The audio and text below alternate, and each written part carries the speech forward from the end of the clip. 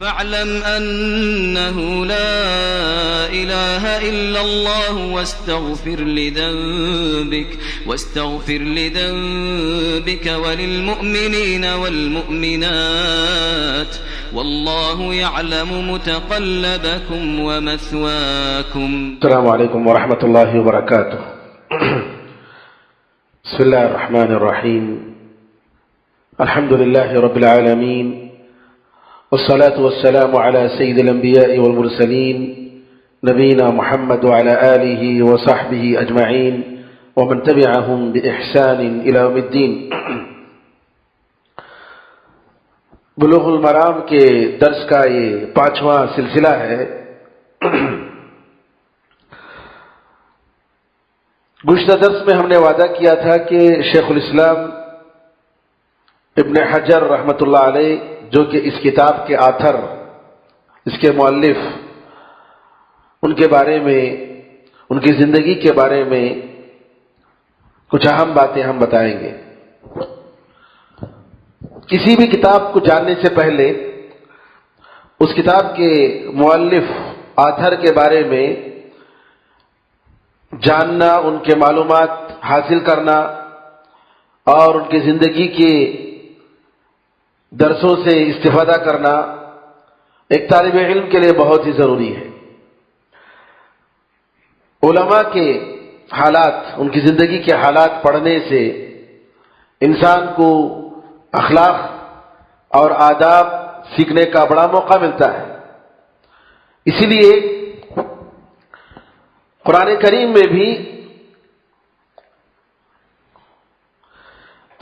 میں بھی اللہ تعالیٰ نے اسلاف کے واقعات بتائے، بہت سارے لوگوں کے واقعات، نیک لوگوں کے واقعات، تاکہ مسلمان ان واقعات سے اپنی زندگی میں سبق لیں. بعض موقع پر ایسا ہوتا ہے کہ لوگ کتاب پڑھ کے ختم کر دیتے ہیں، لیکن آثر کون ہے نہیں معلوم ہوتا ہے. مؤلف کون ہے، اس کتاب کا لکھنے والے مصنف کون ہے، پتہ نہیں چلتا، اور یہ غلط بات ہے. کبھی بھی کتاب پڑھتے ہوئے یہ دیکھنا چاہیے کہ اس کے مؤلف آتھر کون ہیں، ان کا عقیدہ کیا ہے، ان کا منہج کیا ہے. خاص طور پر دین پڑھتے ہوئے، دین کی کتاب پڑھتے ہوئے یہ ضروری ہے کہ ہم آدمی کی زندگی کے حالات، ان کے عقیدہ، ان کا منہج اور ان کے اخلاق اور آداب سے ہم آگاہ ہوں. شیخ الاسلام ابن حجر، ان کا بہت ہی مشہور نام ہے.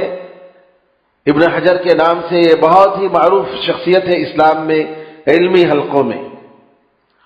بلکہ شاید ہی کوئی عالم ہوگا جو ابن حجر رحمۃ اللہ علیہ کو نہیں جانتا ہوگا. بہت بڑے عالم دین، کئی کتابیں انہوں نے لکھی. ان کتابوں میں بخاری کی، صحیح بخاری کی جو سب سے بہترین شرح مانی جاتی ہے، صحیح بخاری کی، وہ ان کی کتاب ہے فتح الباری.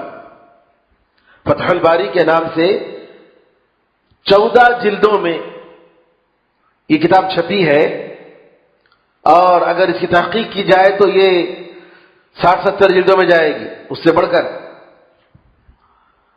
کیونکہ جو 14 جلدوں میں لکھی گئی ہے A4، اور یہ شروع سے لے کر آخر تک، یعنی سطر ختم، بیچ میں ختم نہیں ہوتا ہے، سلسلہ ایسے ہی چلتے رہتا ہے.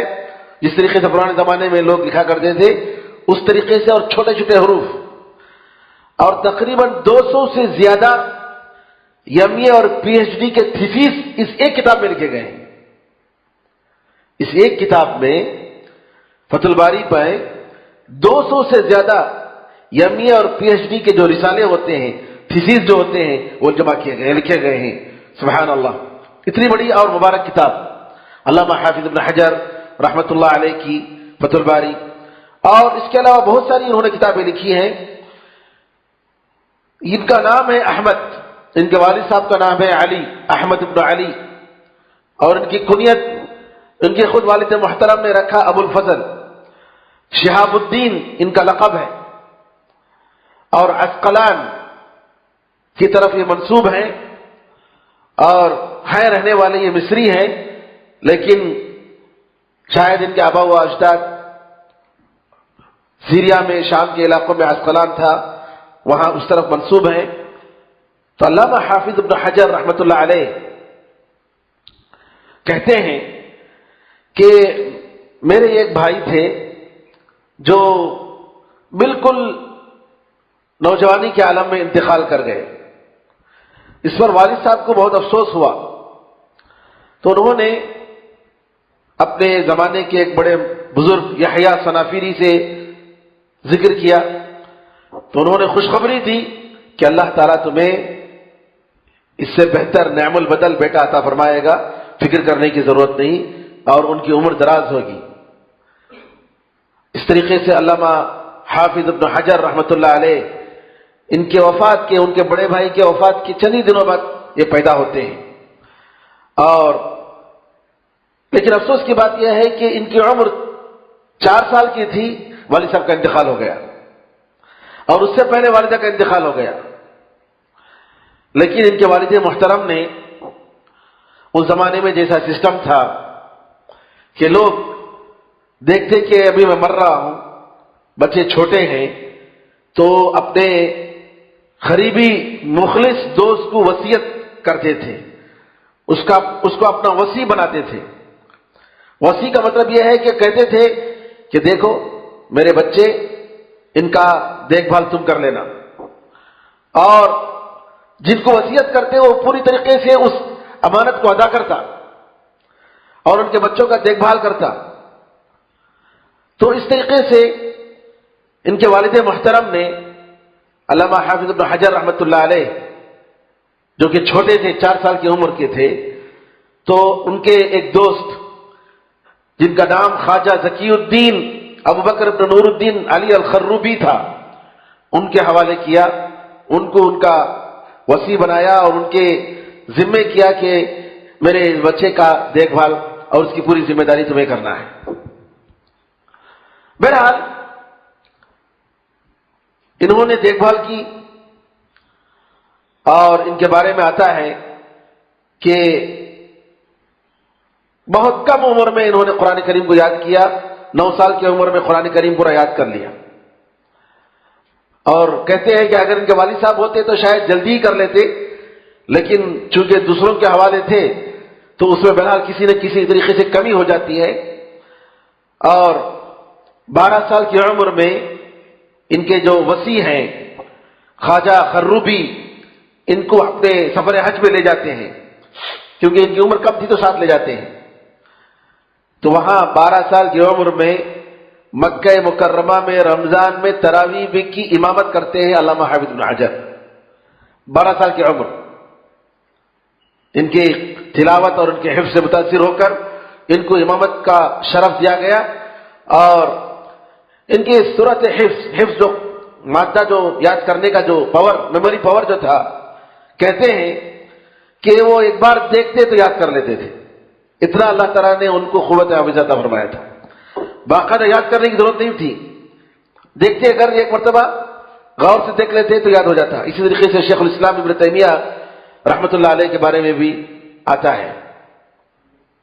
بہت ساری کتابیں انہوں نے اس طریقے سے یاد کر لی چھوٹی عمر میں. اور جوانی کی عمر میں بڑے امانت دار مانے گئے.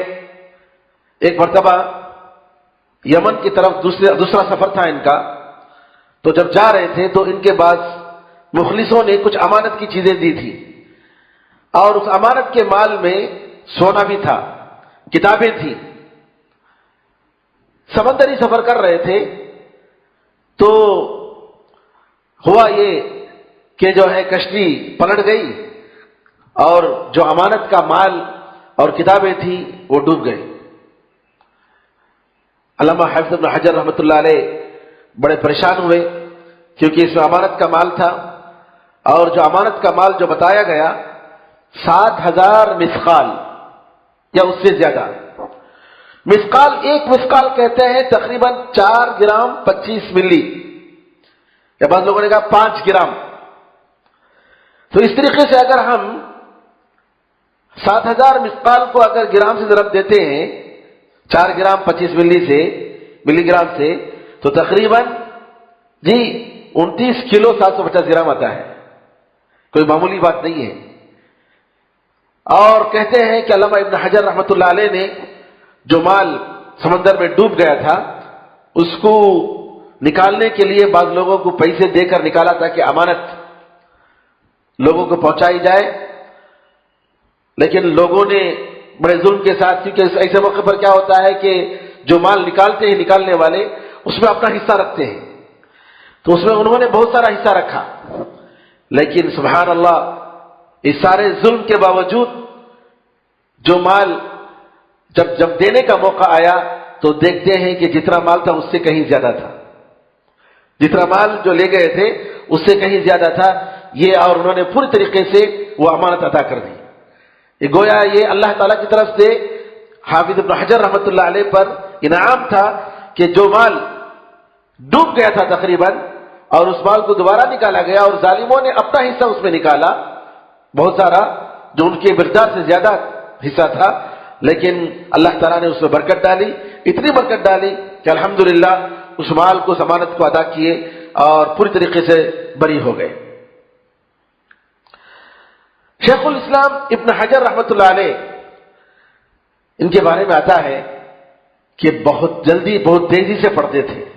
پڑھنے کا مطلب یہ نہیں کہ آدمی غور و فکر اور معنی سمجھے بغیر، بلکہ اتنی عادت تھی پڑھنے کی کہ کم وقت میں زیادہ سے زیادہ کتابیں پڑھ لیتے تھے۔ معجم الصغیر طبرانی رحمۃ اللہ علیہ کی ایک کتاب ہے المعجم الصغیر کے نام سے، جو تقریباً 1500 حدیثوں پر مشتمل ہے، 1500 حدیثوں پر۔ اس کتاب کو اپنے ایک استاد کے پاس ظہر سے لے کر عصر تک کے وقت میں ایک ہی نشست میں ختم کرتے ہیں۔ ظہر سے لے کر عصر تک کا جو وقت ہوتا ہے، کتنا وقت ہوتا ہے ظہر سے لے کر عصر تک کا وقت؟ یعنی تقریباً 4 گھنٹے سمجھ لیجیے۔ 1500 حدیثیں سند کے ساتھ، سند کے بغیر نہیں، اس ایک نشست میں ختم کرتے ہیں، سبحان اللہ۔ اور اسی طریقے سے ان کے بارے میں آتا ہے کہ مختصر وقت میں صحیح بخاری جو ہے تقریباً 10 نشستوں میں، 10 بیٹھکوں میں انہوں نے ختم کی صحیح بخاری، اور ایک ایک نشست 4 گھنٹے کی، تو تقریباً 40 گھنٹوں میں، 40 گھنٹے کا مطلب یعنی تقریباً سبحان اللہ، یعنی ٹوٹل اگر پورا دن حساب کیا جائے تو 2 دن سے کم مدت میں انہوں نے صحیح بخاری کو پوری طریقے سے اپنے ایک استاد پر پڑھا۔ اسی طریقے سے لکھنے میں بڑے تیز تھے،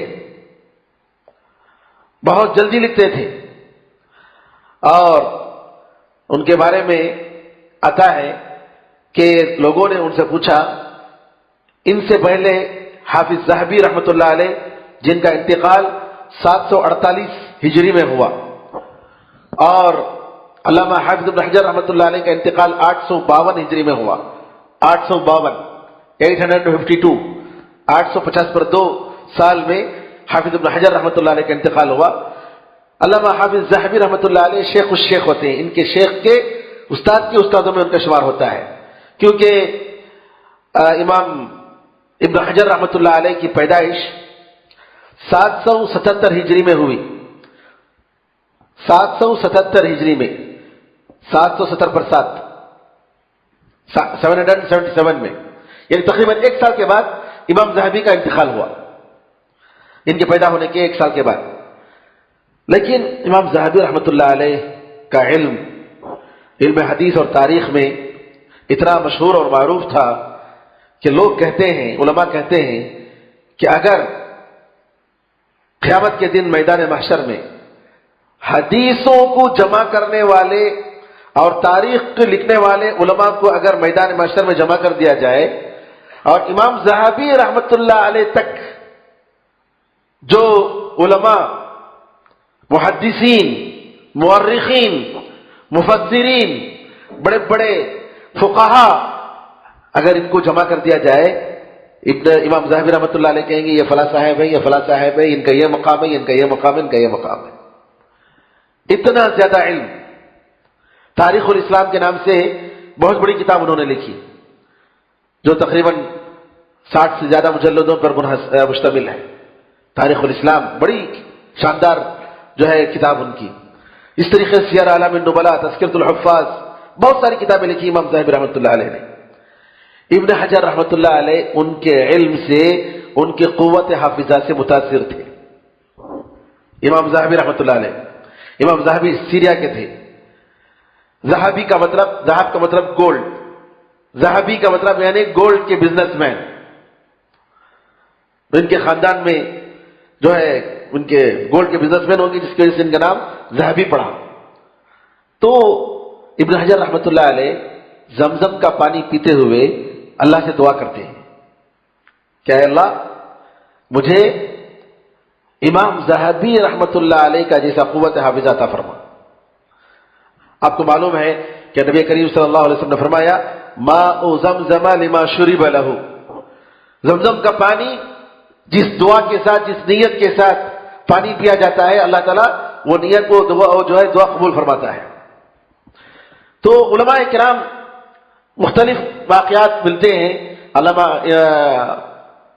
عبداللہ بن مبارک رحمۃ اللہ علیہ جو سن 180 ہجری میں انتقال فرمائے، ان کے بارے میں آتا ہے کہ انہوں نے زمزم کا پانی اس نیت سے پیا کہ اے اللہ قیامت کے دن مجھے پیاس سے بچا لے، قیامت کے دن مجھے پیاس سے بچا لے. اس نیت سے انہوں نے زمزم کا پانی پیا دعا کرتے ہوئے. تو علامہ حافظ ابن حجر رحمۃ اللہ علیہ نے یہ دعا کی کہ اے اللہ مجھے امام ذہبی رحمۃ اللہ علیہ کا قوت حافظہ عطا فرما. وہ کہتے ہیں کہ ان سے لوگوں نے پوچھا کہ کیا تمہارا زیادہ میموری پاور، قوت حافظہ زیادہ ہے یا امام ذہبی رحمۃ اللہ علیہ کا؟ کس کا قوت حافظہ زیادہ ہے؟ ان کے شاگردوں نے سوال کیا تو خاموش ہو گئے، جواب نہیں دیا.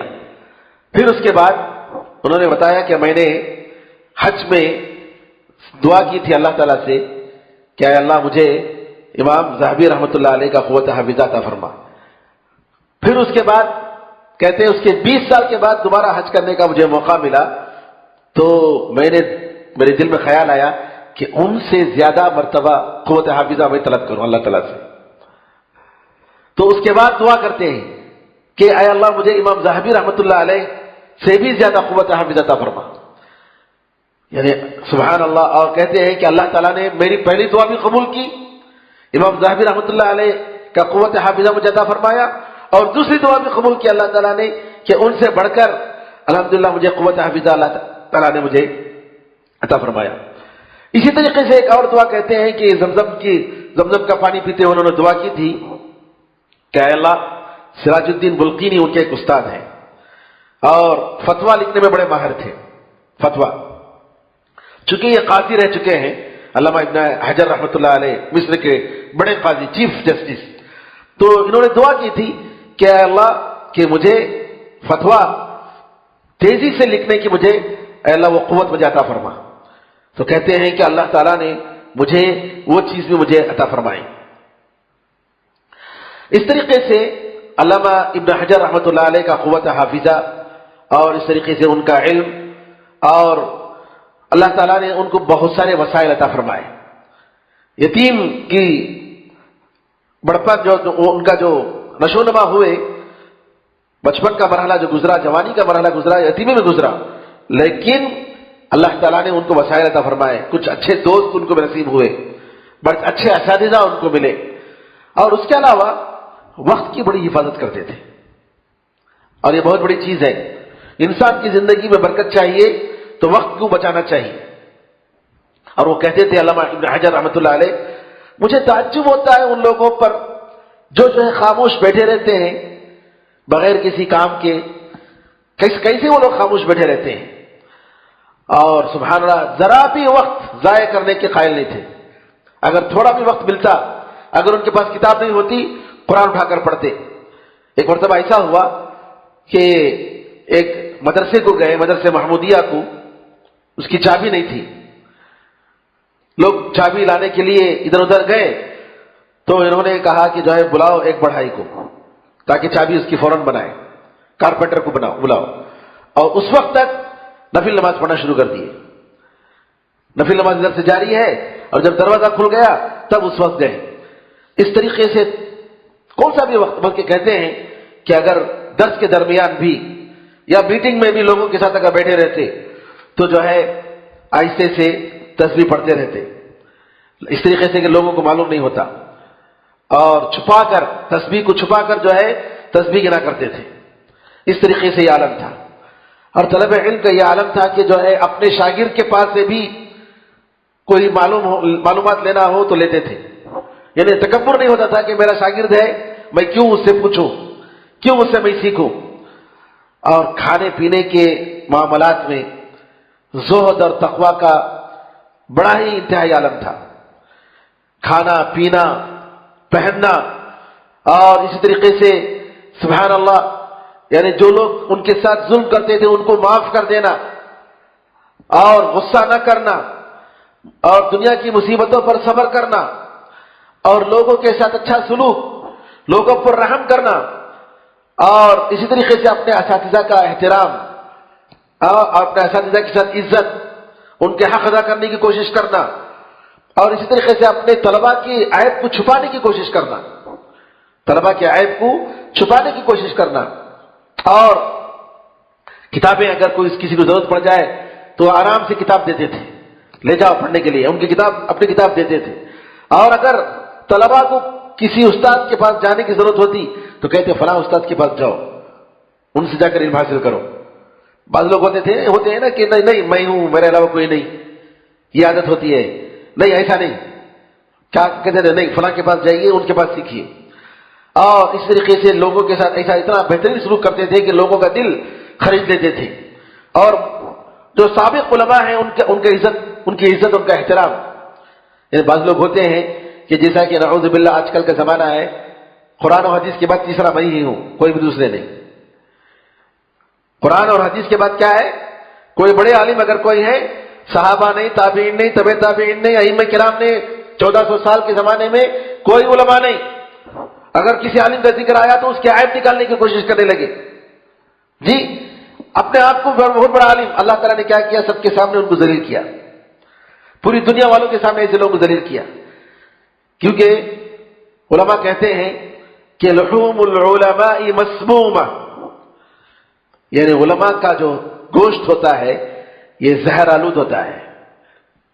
یعنی اگر ان کی کوئی چغلی کھاتا ہے اور ان پر کوئی حملہ کرتا ہے، کوئی نعوذ باللہ ان کے ساتھ بے عزتی کرتا ہے، تو دنیا ہی میں اللہ تعالیٰ ان کے ساتھ اس کی سزا کو بتا دیتا ہے.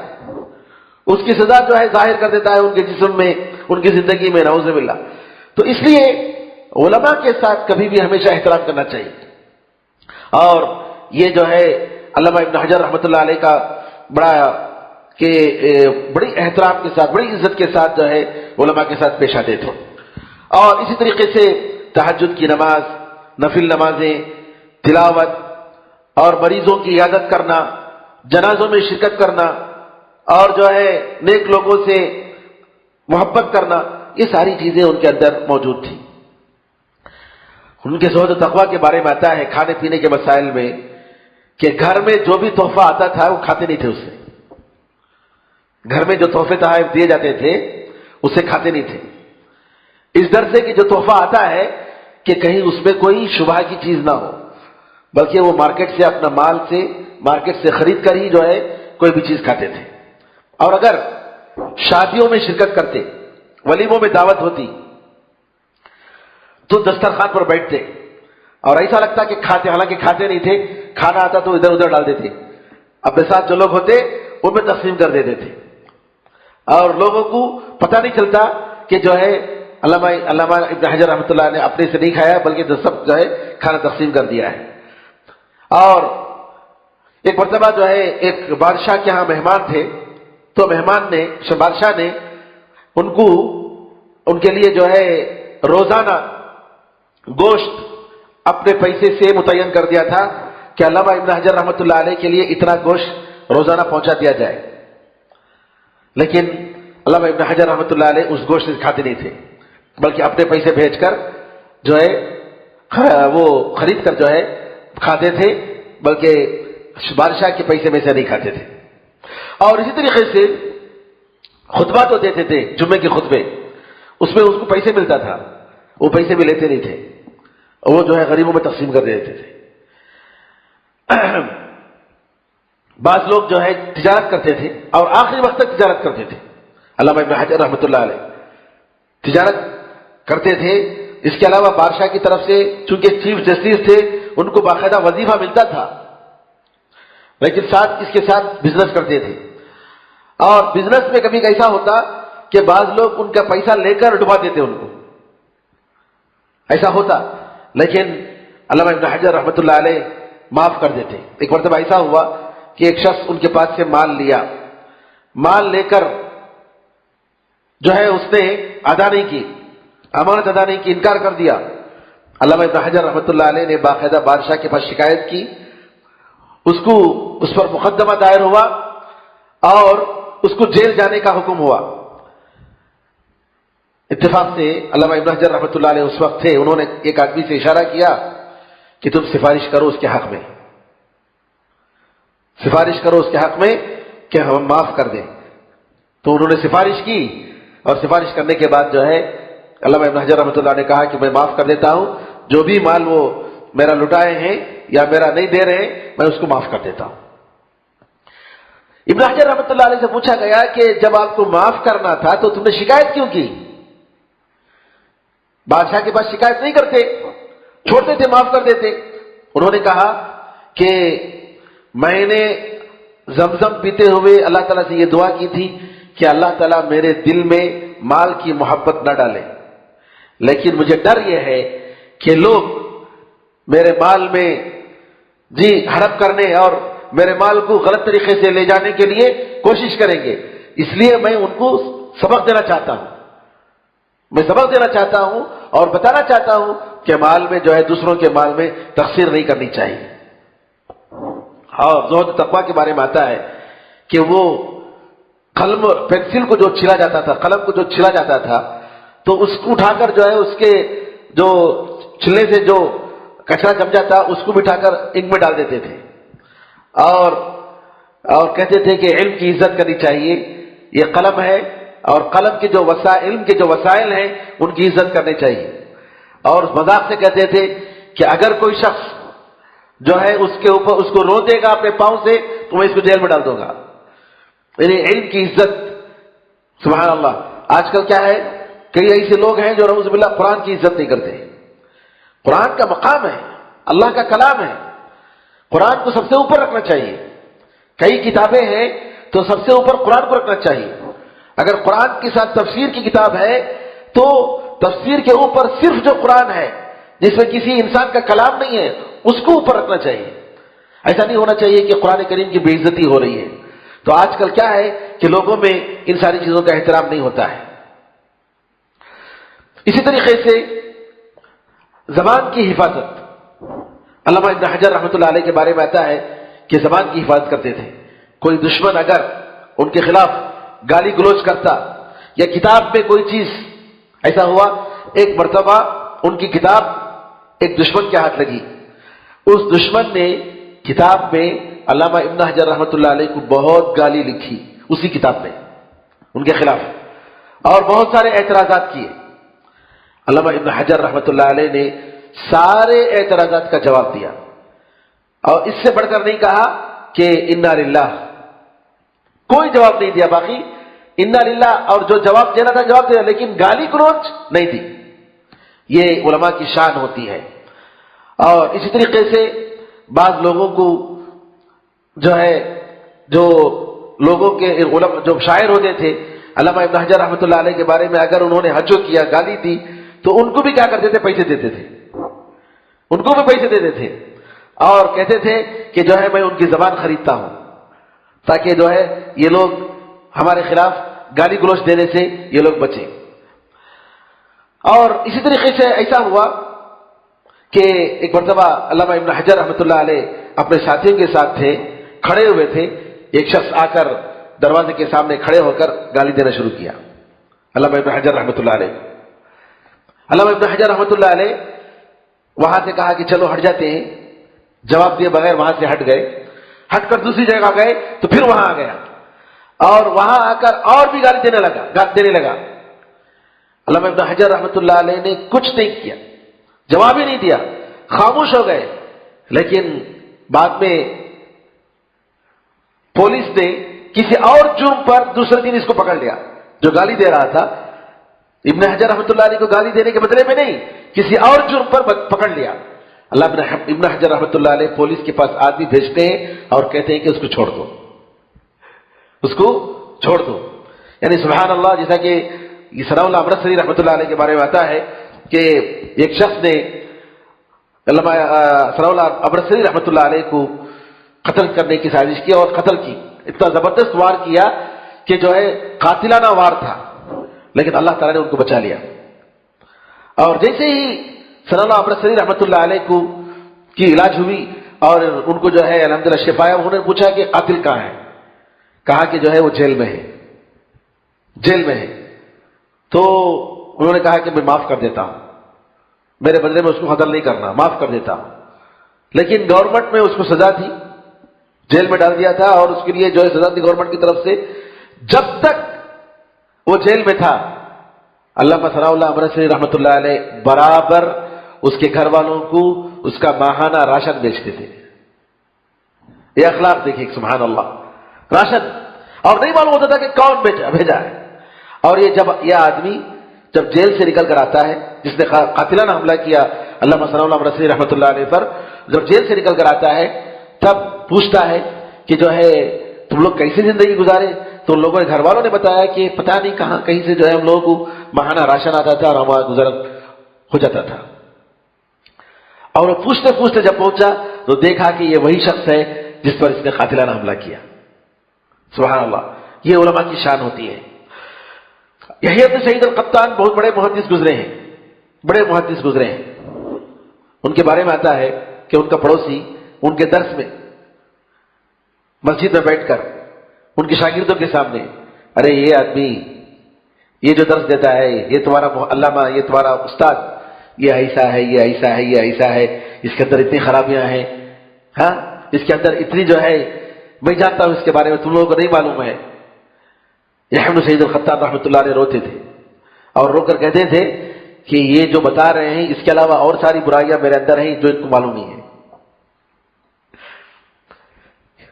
ان کے علاوہ یہ جو بتا رہے ہیں اس کے علاوہ اور ساری برائیاں میرے اندر ہیں جو ان کو معلوم نہیں ہے.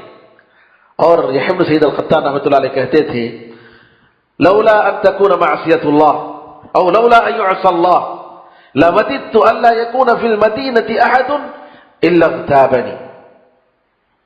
اگر اللہ تعالیٰ کی نافرمانی، معصیت اور یہ گناہ کا کام نہیں ہوتا تو میں یہ خواہش کرتا کہ شہر میں جتنے لوگ ہیں سب میری غیبت کریں، سب لوگ میری غیبت کریں. أي شيء أهنه أن تكتب في صحيفتك حسنة لم تعمل بها. ارے اس سے بڑھ کر کیا چاہیے کہ تمہارے صحیفے نام اعمال میں نیکی لکھی جا رہی ہے، تم نے عمل ہی نہیں کیا ہے. جیسے جیسے لوگ تمہاری برائی بتائیں گے، ہاں تمہاری غیبت کریں گے، ویسے ویسے تمہارے نام اعمال میں نیکی اللہ تعالیٰ لکھتے جائے گا. اس سے بڑھ کر کیا چاہیے؟ تو کہتے ہیں کہ میری خواہش، اگر یہ گناہ کا، چونکہ گناہ کا کام ہے اس لیے میں خواہش نہیں کرتا ہوں. غیبت ایک گناہ کا کام ہے، اللہ تعالیٰ کو غصہ دلانے والے کام ہے، اس لیے میں جو ہے خواہش نہیں کر رہا ہوں.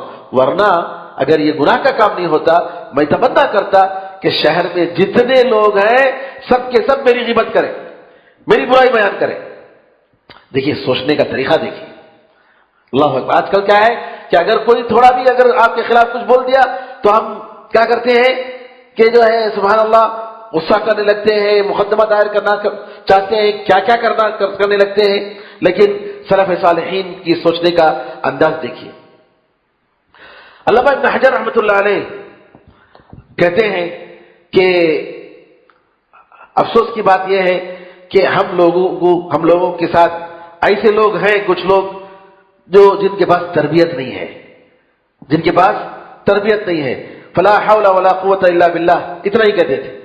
ایسے لوگوں کو ساتھ رہ کر یہ کہتے تھے کہ کچھ لوگ تربیت نہیں، ہم کیا کریں، اللہ ان کو ہدایت دے. کبھی ان کے پڑوسیوں کی طرف سے تکلیف ہوتی تو جو ہے کچھ بھی نہیں کہتے، اور صبر کرتے اور اللہ تعالیٰ سے ثواب کی امید کرتے۔ علامہ ابن حجر رحمۃ اللہ علیہ کے بارے میں یہ آتا ہے کہ ایک وقت جو ہے وقت کے بادشاہ نے، ذمہ داروں نے، اہل ذمہ ان کو کہتے ہیں جو غیر مسلم حکومتوں میں ہیں، ان کو اہل ذمہ کہتے ہیں۔ اہل ذمہ کا مطلب یہ ہے کہ ان کے ساتھ اگریمنٹ ہے، وعدہ ہے، ان کی حفاظت کا وعدہ ہے، ان کی جان، ان کے مال کی حفاظت کا وعدہ ہے، یہ اہل ذمہ ہے۔ تو ایک مرتبہ بادشاہ نے کہا کہ ان کا مال، ان لوگوں کا مال جمع لے لیا جائے، حکومت کے خزانے میں جمع کر دیا جائے، کیونکہ ان لوگوں نے اپنی مندروں میں اور چیزیں بنا لی۔ تو امام ابن حجر رحمۃ اللہ علیہ نے کہا کہ نہیں، یہ ان کے شرط کے ساتھ ہے، ان کو اس کی اجازت ہے، آپ یہ نہیں کر سکتے۔ گویا اپنے اور غیروں کے انصاف کے لیے علامہ ابن حجر رحمۃ اللہ علیہ ہر مسئلے میں، ہر موقع پر آگے تھے۔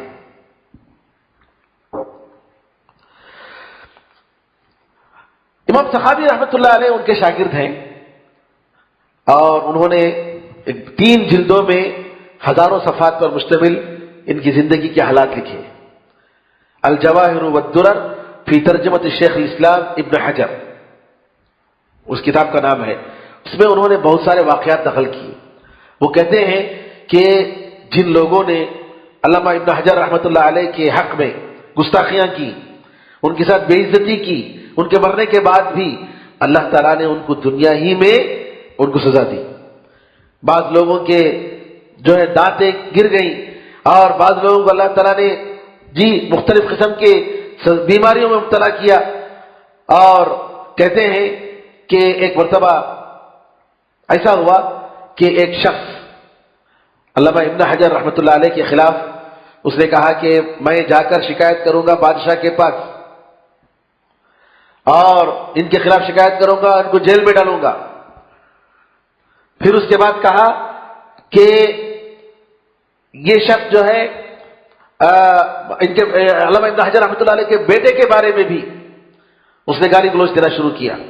کہتے ہیں کہ اللہ تعالیٰ نے اس کے ساتھ اور اس کے بیٹے کے ساتھ دنیا ہی میں بتایا، اور اس کا بدلہ لیا گیا، اس کو جیل میں ڈال دیا گیا، جبکہ علامہ ابن حجر رحمۃ اللہ علیہ اور ان کے بیٹے محفوظ رہے۔ ایک مرتبہ علامہ ابن حجر رحمۃ اللہ علیہ کی زندگی میں ایک مسئلہ ہوا۔ وہ مسئلہ کیا تھا؟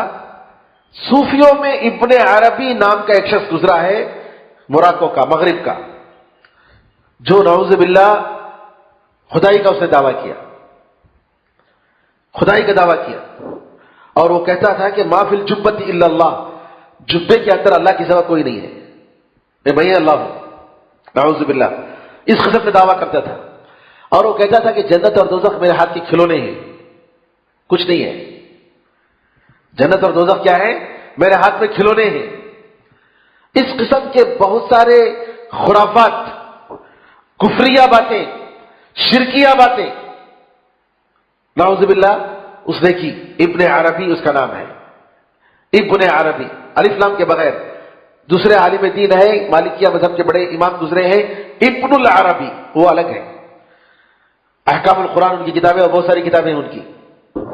ابن العربی حدیث کی شرح وغیرہ، کتابوں کی شرح وغیرہ، ترمذی کی شرح وغیرہ انہوں نے لکھی، بہت ساری کتابیں ان کی۔ ابن العربی وہ دوسرے ہیں، یہ جو ہے ابن عربی الف لام کے بغیر۔ اور یہ شخص جو ہے نعوذ باللہ ملحد،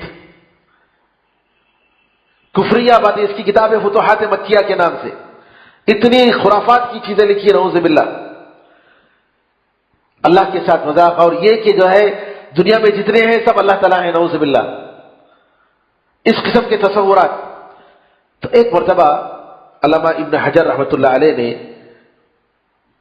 اس کے بارے میں کہا کہ جو ہے یہ آدمی ابن عربی یہ مسلمان نہیں ہے، یہ ملحد ہے، اور اس کے اندر الحاد یعنی کفر اور شرکیہ باتیں، بہت ساری باتیں اس کے اندر ہیں۔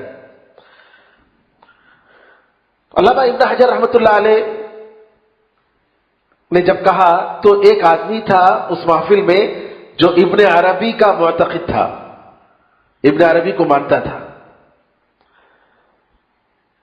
اس نے ابن عربی کی طرف سے دفاع کیا. اس نے کہا کہ چلو ہم بادشاہ کے پاس جاتے ہیں, ہم جا کر فیصلہ کرتے ہیں. ابن حجر رحمۃ اللہ علیہ نے کہا بادشاہ کے پاس کیا جانے کی ضرورت ہے, چلو آؤ مباہلہ کرتے ہیں. مباہلہ کرتے ہیں. مباہلہ کا مطلب یہ ہے کہ اے اللہ اگر میں جھوٹا ہوں تم سچے ہو تو تیری لعنت میرے اوپر, اے اللہ تیری لعنت میرے اوپر ہو. یعنی جو آدمی جھوٹا ہوگا اس پر اللہ کی لعنت ہوگی. تو اس طریقے سے مباہلہ ہوا. مباہلہ میں ابن حجر رحمۃ اللہ علیہ نے کہا اللہم ان کان ابن عربی علی ضلال فلعنی بلعنتک.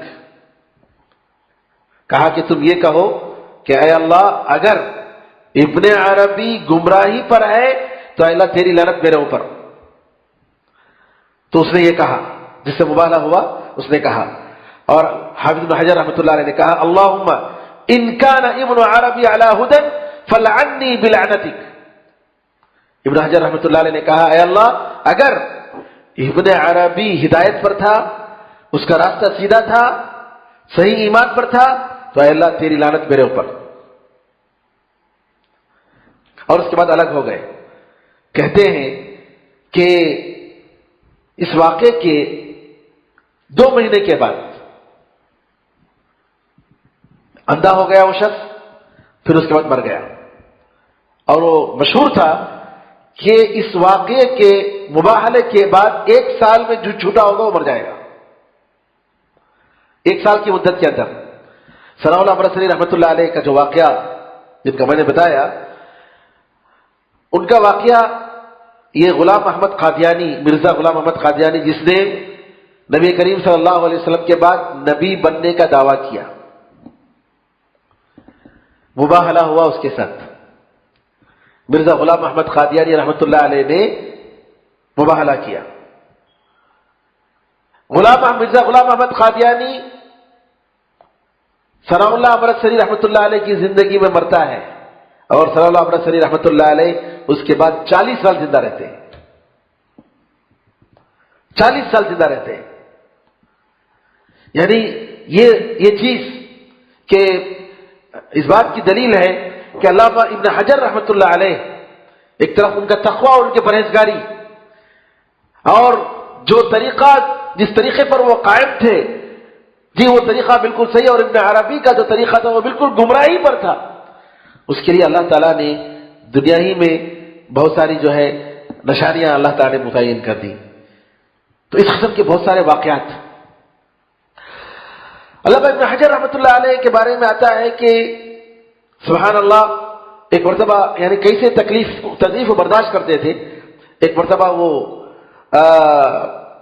اپنے سفر میں تھے تو کوئی چیز جو ہے ان کے کپڑوں میں تکلیف دے رہی تھی, لیکن وہ سفر کر رہے بولتے نہیں ہیں. پھر اس کے بعد جو ہے جب آئے تو دیکھا کہ جو ہے بچھو تھا اور وہ ڈنک مارا تھا. لیکن انشاءاللہ سبحان اللہ اتنا جو ہے صبر کے ساتھ انہوں نے مظاہرہ کیا کہ عبداللہ بن مبارک رحمۃ اللہ علیہ کے بارے میں آتا ہے کہ میں امام مالک رحمۃ اللہ علیہ کے پاس تھا, وہ حدیث سنا رہے تھے تو بچھو 16 مرتبہ ڈنک مارا, خاموش تھے حدیث کی عزت کرتے ہوئے. اور جب بھی ڈنک مارتا ان کا رنگ بدل جاتا, پیلے ہو جاتے, لیکن نبی کریم صلی اللہ علیہ وسلم کی حدیث کو انہوں نے کاٹا نہیں, درس کا سلسلہ جاری رکھے. اور جب درس سے فارغ ہو گئے تب جو ہے چیک کیا تو دیکھا کہ جو ہے 16 مرتبہ جو ہے بچھو نے ڈنک مارا ہے. اور اسی طریقے سے علامہ ابن حجر رحمۃ اللہ علیہ کے اور بہت سارے واقعات. ابن حجر رحمۃ اللہ علیہ بڑے سخی اور داتا تھے, بہت دیتے تھے, اور خاص طور پر جب ان کے احسان کرنے والے یعنی ان کے جو خروبی جنہوں نے ان کو تربیت دی, ان کی ایک لونڈی تھی جو ان کو پالتی تھی. ایک مرتبہ آئی تو کئی ہزار درہم اٹھا کر ان کو دیا اور کہا کہ لے جاؤ, تم میری ماں ہو, اور اگر جب بھی ضرورت پڑ جائے تو میرے پاس آنا اور لے جانا. اس طریقے سے اور ضرورت مند اگر کوئی بھی ہوتا تو ضرورت. ایک مرتبہ عجیب واقعہ سناتے ہیں ان کے بارے میں کہ ایک مرتبہ علامہ سخاوی رحمۃ اللہ علیہ ان کے شاگرد کہتے ہیں کہ ہمارے ایک صاحب ابو طیب حجازی نے یہ بتایا کہ محب الدین محمد بن احمد توخی ایک صاحب تھے، 4 سال لوگوں سے الگ رہے، 4 سال کے بعد آئے، سلام کیا اور کہا کہ جو ہے کیا میں کل آپ کے استاد سے مل سکتا ہوں، علامہ ابن حجر رحمۃ اللہ علیہ سے مل سکتا ہوں؟ تو انہوں نے کہا کہ نہیں، مناسب نہیں ہے، وہ پسند نہیں کریں گے۔ کہا کہ نہیں، آپ ان کو بتائیے کہ جو ہے میں ملنا چاہ رہا ہوں، اور میرے ان کے پاس 1,00,000 درہم ہے، میرے ان کے پاس 1,00,000 درہم ہے۔ کہتے ہیں کہ مجھے تعجب ہوا کہ علامہ ابن حجر رحمۃ اللہ علیہ کیسے کسی ایک آدمی کے پاس 1,00,000 درہم لیے ہوں گے، اور مجھے یہ بات بری بھی لگی کہ میں کیسے جو ہے جا کر سناؤں۔ وہ کہتے ہیں کہ میں نہیں سنانا نہیں چاہتا، یہ میسج میں ان تک پہنچانا نہیں چاہتا، لیکن انہوں نے کہا محب الدین توخی نے کہ نہیں، تم پہنچاؤ، وہ پسند کریں گے اور جو ہے ان کو برا نہیں لگے گا۔ پھر اس کے بعد کہا کہ میں واقعہ بتاتا ہوں 1,00,000 درہم کا۔ کہا ایک مرتبہ میں آیا، میں نے ان کو سلام کیا اور میری فاقہ کشی اور میری غربت کا میں نے ذکر کیا کہ میں محتاج ہوں، میرے پاس کچھ نہیں ہے۔ کہا علامہ حافظ حجر رحمۃ اللہ علیہ نے چلو جتنا چاہے تم بولو میں دے دیتا ہوں، جتنا چاہے تم بولو میں دیتا ہوں۔ میں نے کہا کہ 100 درہم دے دو۔ کہا کہ 100 درہم؟ تم میرے ساتھی رہے ہو، میرے علم میں ہمیشہ میرے ساتھ رہے ہو، اور تمہارا اتنا بڑا مقام ہے، اور میرے دل میں یہ بات تھی کہ اللہ کی قسم اگر تم 1,00,000 درہم بھی مانگتے تو میں دیتا، اگر میرے پاس ہوتا تو میں دے دیتا۔ 1,00,000 درہم اگر مانگتے اور میرے پاس ہوتا تو میں دے دیتا۔ تو اس واقعے کا انہوں نے ذکر کیا، یعنی انہوں نے کچھ لیا نہیں، اپنے ساتھی پر احسان کرنے کے لیے کہا کہ اگر میرے پاس 1,00,000 درہم بھی اگر ہوتا تو میں دے دیتا، اس کا حوالہ انہوں نے دیا۔ اور جب مانگ رہے تھے تو ان کے پاس وہ پیسے تھے۔ 4 سال کے بعد جب آئے تو علامہ ابن حجر رحمۃ اللہ علیہ کے پاس جب یہ واقعہ جاتا ہے تو کہتے ہیں کہ ہاں میں جو ہے 1,00,000 درہم میں دیتا ہوں، پھر اٹھا کر 1,00,000 درہم اس کے حوالے کیا۔ کوئی قرض نہیں، کوئی امانت نہیں، بلکہ اب زبانی سے کہا تھا کہ اگر میرے پاس ہوتا تو میں دیتا۔ اتنی بڑی جو ہے سخاوت اور اتنا مطلب ہے کہ دل والے تھے علامہ ابن حجر رحمۃ اللہ علیہ۔ ان کا ایک واقعہ جو مشہور واقعہ ہے، ایک مرتبہ جو ہے علامہ ابن حجر رحمۃ اللہ علیہ چیف جسٹس ایجپٹ کے، مصر کے اتنے بڑے عالم اپنے شاگردوں کے ساتھ نکلتے ہیں، اپنے شاگردوں کے ساتھ نکلتے ہیں، اور جب ایسے بڑے علماء جب نکلتے ہیں تو معلوم ہے کہ شاگردوں کا کیسا جمگٹا رہتا ہے، کیسے لوگ ان کے ساتھ چاروں طرف ہوتے ہیں۔ جا رہے تھے گلی میں تو ایک یہودی آیا، کپڑا پھٹا ہوا ہے، پراگندہ بال، اور غریب فقیر، آ کر کہتا ہے تمہارے نبی نے ایک حدیث کہا ہے اور مجھے سمجھ میں نہیں آتا وہ حدیث کیسے صحیح ہے۔ تمہارے نبی نے کہا ہے الدنیا سجن المؤمن و جنت الکافر، کہ مومن کہ دنیا جو ہے مومن کے لیے قید خانہ ہے اور کافر کے لیے جنت ہے۔ تم دیکھو دنیا میں چیف جسٹس، کتنی عزت، تمہارے پاس کتنے پیسے، کتنی دولت، تمہارا کیا مقام، تم مومن ہو، کہاں قید خانہ ہے تمہارے لیے؟ اور دیکھو میں کافر یہودی، میری حالت دیکھو کیسی ہے، غربت کا کیا عالم ہے، میرے کپڑے پھٹے ہیں۔ علامہ ابن حجر رحمۃ اللہ علیہ نے کہا کہ رسول اللہ صلی اللہ علیہ وسلم نے جو فرمایا بالکل صحیح فرمایا، بالکل بچا فرمایا۔ اللہ تعالیٰ نے ایک مومن کے لیے جنت میں جو کچھ تیار رکھا ہے اس کو اگر کمپیئر کریں گے دنیا کی بڑی سے بڑی حالت سے تو دنیا اس کے لیے قید خانہ ہے۔ اور اللہ تعالیٰ نے کافر تمہارے لیے دوزخ میں جو سزا تیار رکھی ہے اس کے مقابلے میں دنیا کی حالت کو اگر کمپیئر کیا جائے تمہیں دنیا میں جتنی بھی تکلیف ہو پھر بھی یہ جنت ہے، پھر بھی یہ جنت ہے. یہ سننا ہی تھا، وہ مسلمان ہو جاتا ہے. یہودی اشہد ان لا الہ الا اللہ وان محمد رسول اللہ اسلام پہ داخل ہو جاتا ہے اور نبی کریم صلی اللہ علیہ وسلم کی سچائی پر ایمان لاتا ہے.